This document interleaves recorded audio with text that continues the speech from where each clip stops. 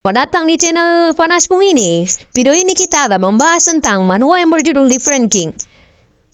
Tanpa basa-basi lagi, mari kita mulai videonya. Dimulai tahun sekarang ini 2023, seluruh dunia telah diliputi oleh aura yang kaya serta makhluk-makhluk di dalamnya yang sudah dipengaruhi karenanya. Sadar akan perkembangan tubuhnya menjadi super dan berevolusi karena pengaruh aura.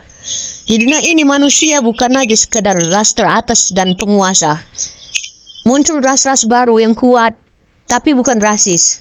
Legenda baru mulai bermunculan di dunia ini. Tahun 2009, tempat tinggal manusia. Ada seorang anak muda yang bernama Wang Sang. Terbangun dari tidurnya dan ia sadar bahwa dulunya dia adalah seorang pangeran yang merasa bosan dengan kehidupannya seperti di penjara. Di penjara itu dia menjalani bisnis ayahnya dengan pemerintah dunia. Ia sadar bahwa dunia di mana dia sekarang ini aura telah berbeda menjadi lebih tipis. Dia tidak ingat kenapa dia berada di dunia yang seperti ini. Ini siapa ini? Apa yang terjadi dengan diriku? Tubuh ini, tubuh manusia. Kacau, apa yang terjadi dengan diriku?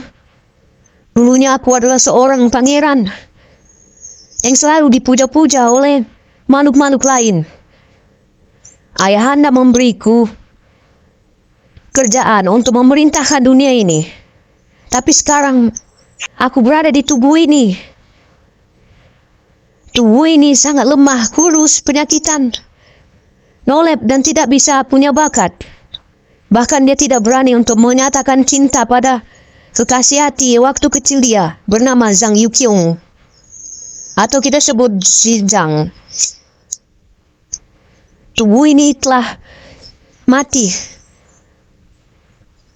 oleh sebuah meja.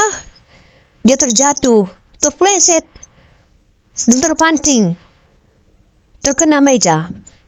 Aduh, kacau, benar-benar kacau, menyedihkannya tubuh ini. Tapi tidak masalah. Aku sebagai pangeran yang mewarisi tahta apapun mulai sekarang, aku akan hidup bebas. Di dalam hatinya ia berkata, dengan kata lain, ayahanda tidak bisa lagi menyuruh-nyuruhku. Aku bisa bebas. Mau melakukan apapun. Biarkanlah aku beradaptasi dengan dunia ini dulu. Pada saat dia angan-angan penuh, muncullah seorang pemuda yang membawa temannya. Mereka tidak lain dan tidak bukan adalah seorang preman yang masuk ke rumahnya tanpa permisi.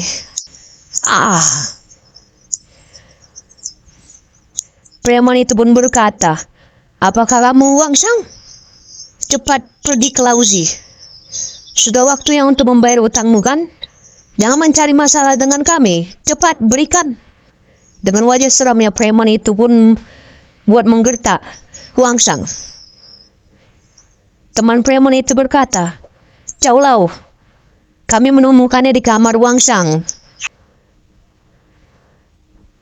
Wang Sang kembali berkata, "Ini apakah dia berbicara kepadaku? Ini pertama kalinya aku di sini. Tunggu, organisasiku datang." Tidak basa-basi dan lain lagi, preman itu memukul Wang Sang dengan pendaratan tepat di wajahnya. Sakit sekali. Apa yang kalian lakukan? Berbalik arah, preman itu pun berkata, "Dia bukan orang yang berevolusi. Kita akan membunuhnya jika terlalu kuat memukulnya." Menyebalkan sekali melihat senyumannya. Aku terlalu malas untuk menunggu dia pingsan. Bangunkan dengan air. Temannya satu lagi membawa air dan menyemprotkannya ke mukanya Wang Sang. Ini apa yang terjadi? Kenapa auranya tiba-tiba berubah? Menyeramkan sekali. Wang Sang dengan penuh amarah dia mengeluarkan aura yang begitu menyeramkan.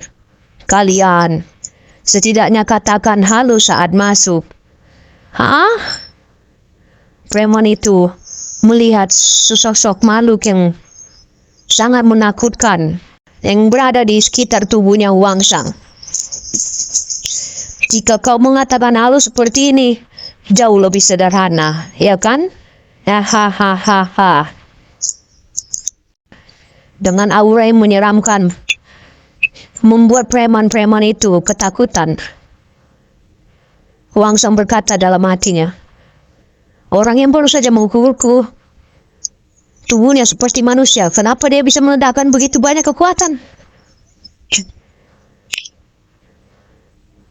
Pada saat serangan itu, di dalam tinjunya terkumpul kekuatan spiritual yang kuat. Di saat Wang Sang lagi berpikir untuk bagaimana mengalahkan kedua preman ini, preman itu berkata, itu tidak berguna. Sudah, hajar saja mereka. Jangan banyak bacot lagi. Rasakanlah tinjuku ini. Meriam atom besar. Ya. Wang Sang dengan gagah berani membalasnya juga. Mereka beradu pukul.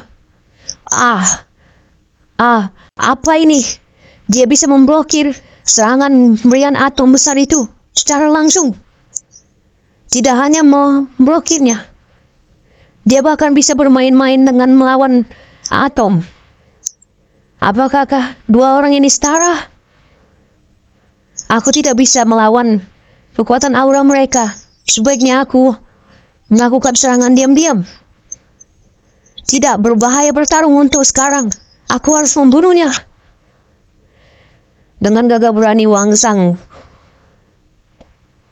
membatalkan serangan pisau diam-diamnya dari preman itu. Dia menahannya dengan pisau. Pisauku tertancap di tangannya. Tidak mungkin. Apakah tidak merasakan sakit? Cukup tangan kosong untuk menahan pisau putihmu ini, anak muda. Dia tertawa. Apakah dia psikopat? Matanya memiliki niat membunuh. Wang Sang pun bisa meniru kekuatan yang dia dapatkan. Aku akan menerimu pukulan sama seperti kena pukulanku. Rasakan ini, meriam atom besar. Ya. Tunggu. Pukulan itu mendarat tepat di wajahnya. Aku tidak tahu apa yang terjadi. Tampaknya dia sudah menjadi evolusi. Aku tidak mau berurusan lagi dengan anak muda itu. Sebaiknya kita pergi. Sudah babak belur kita diajar dia. Okelah kawan. Ayo kita pergi.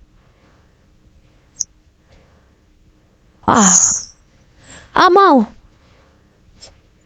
Apakah kita harus berpergian seperti ini? Apakah kamu tidak malu dengan anak muda itu? Lebih baik kita pergi sekarang daripada kita babak belur makin parah. Apakah kamu ingin pergi dengan semudah itu? Kabur! Aku akan membalasmu, anak muda. Tunggu saja pembalasannya.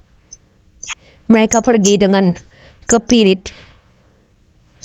Wang Sang yang tidak merasakan sakit, dia betul mencabut pisau yang telah dia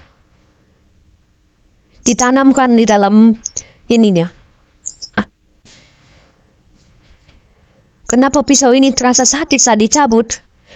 Tubuhnya terlalu lemah. Aku tidak bisa membiarkannya. Darahnya keluar terus. Muncrat kemana-mana. Sakit juga. Aku akan mati. Sebaiknya aku menggunakan aura untuk penyembuhan tubuhku.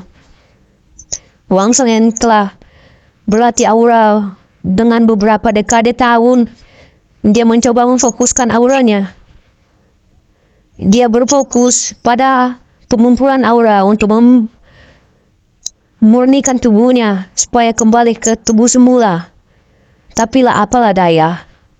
Tubuh manusia ini ternyata tua dan terbelakang, tidak bisa memelihara aura. Tapi Wang Sang tidak berkecil hati, dia mencobanya dengan sekeras hati agar dapat kembali seperti kejayaannya. Tiba-tiba seorang pemuda datang dari belakang pintu dan menggedor pintunya. Permisi tuan, Ini tagihanmu. Apa? Tagihan apa? Tagihan atas renovasi rumahmu yang sudah hancur berkat perkalian kalian. Apa? Tidak mungkin. Iya tuan, ini tagihannya. 50 yuan, serta pujiannya terima kasih 5 yuan. Ah, baiklah. Mau bagaimana lagi? Uangku sepertinya sudah mulai menipis. Tapi apa ini? Wang Sang melihat foto di foto galeri HP-nya. Ternyata ini adalah seorang gadis yang begitu cantik dan anggun. Oke, marilah kita lihat di chapter berikutnya yang akan datang. Tapi sebelum itu, silakan tinggalkan like, subscribe, serta komenannya yang baik-baik ya. Sekian dan terima kasih atas waktunya. Sampai jumpa.